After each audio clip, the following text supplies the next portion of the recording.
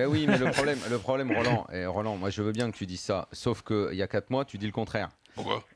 Parce qu'il y a 4 mois, Messi, il n'est pas aussi fort qu'il est aujourd'hui. Parce que Sanchez, il est gros parce qu'il revient de sa suspension. Et parce que Neymar, pendant 1 an l'année dernière, j'ai entendu que c'était un bidon. Non, mais alors, je vais te simplifier. Si, c'est exactement ce qui se disait.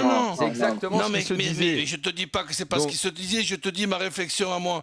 Ma réflexion, c'est le trio, les 3 en forme au Real, les 3 en forme au Barça. Qui je prends ? C'est une question de goût. Je prends les 3 du Barça. Vu les circonstances, avec le carton rouge d'Ibra en début de partie, tu fais le match à 10, l'effet de jeu, tout ce qui s'est passé. Ah bah là t'es dans le top 5 des plus grands matchs de l'histoire du club. Ouais, ça c'est clair. Une qualification en Angleterre en plus c'était pas arrivé. Ah non, assurément.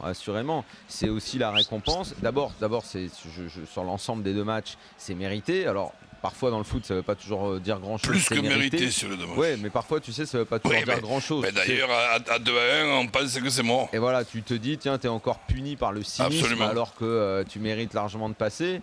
Et finalement, à force d'insister, non pas seulement sur ce match, mais c'est parfois aussi la force de l'habitude. La Coupe d'Europe, Luis l'a vécu. Parfois, des fois, tu comprends pas vraiment pourquoi la première ou la deuxième année t'es éliminé. Tu sors avec les honneurs. La deuxième année, tu te demandes si t'as pas fait des erreurs. Et puis après, là, ce soir, même si c'est mérité, finalement, ça tourne quand même bien parce que t'es à 10 contre 11, t'es à la rue et tout, et il y a un corner qui tombe. Et en plus, t'imagines, Thibaut Courtois, il est obé. Roland, il aime bien quand les choses un peu bizarres arrivent dans les matchs. Mais il y a un corner, il est pas très bien tiré parce qu'un corner tiré en l'air comme ça, il n'a pas de puissance quand il arrive sur la tête d'un joueur et que tu lobes un gardien comme Courtois, c'est inespéré. C'est génial. Et c'est génial. Mais ne pas voir les qualités de ce mec-là, ne pas voir à quel point il y a là un joueur extraordinaire, mais qui est quand même un petit peu atypique. Ça veut dire quoi ? Ça veut dire que tu vas pouvoir avoir 3 matchs les prochains où il sera moins bon. Ou parce qu'il n'y en a plus des 10 comme ça dans le foot aujourd'hui. Et le 10, mais même à l'époque où il y en avait quand on regardait le foot quand on était petit, le 10, ça perd des ballons. Le 10, ça fait des erreurs. Le 10, il y a du déchet. Mais parce qu'il est souvent mis sous pression, parce qu'il est très haut sur le terrain, il va avoir du déchet. Mais il ne faut pas s'arrêter à ça. Parce que c'est par ailleurs le seul qui va être capable à un moment d'éclairer ton jeu. C'est un 10 comme on n'en voit plus. On n'a plus, Steve, le réflexe visuel, le réflexe mental de voir ce genre de joueur-là. Mais à un moment hier, avant combien il y a eu d'occasions pour le PSG hier ? Il y en a eu peu. Mais celle où Verratti prend le ballon, quasiment pas. la donne à Pastore. Vous vous souvenez tous de cette action où Verratti dribble dans la verticalité, la donne immédiatement à Pastore, qui en un coup d'œil la donne à Cavani sur l'action, il tape sur le poteau. C'est ça Pastore, c'est ça le 10. C'est le gars qui est clair, c'est le chef d'orchestre. Et moi, je me fous qu'il perde 40 ballons dans le match. Et c'est aussi une autre condition du 10, c'est que les autres doivent accepter son déchet. Et ça veut dire se mettre minable. Alors, j'aimerais que je termine juste la phrase. Se mettre minable pour compenser ses erreurs, c'est ce que faisait Luis pour Suzic, ce que faisait Luis pour Platini, ce qu'ont fait plein de milieux de terrain pour les 10. Il a tout dit dans ses excuses, à faire classer.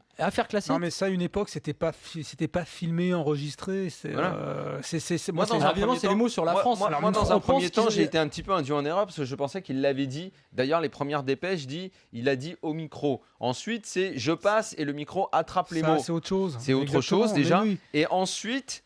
Tu veux dire que tu pensais que c'était une déclaration face caméra ? Enfin, genre comme il dit parfois d'un micro où il regarde quand même le mec, tu vois. Oui. C'est pas du tout ça. Et c'est une sorte de déclaration d'après match. Mais les premières dépêches, c'était ça que j'avais lu. Donc non, le truc qui fait ses excuses quand même. France, mais il s'excuse. Non, il s'excuse. Mais il dit qu'en plus ce qu'il voulait dire, c'est vraiment il parlait de football, d'arbitre et de voilà, c'est bon, à faire classer, on n'en parle plus. Non, mais des propos comme ça, à la sortie des matchs, que ce soit dans le tunnel et tout ça, t'en as mais plein. Sauf que là, ça a été filmé, c'est Zlatan.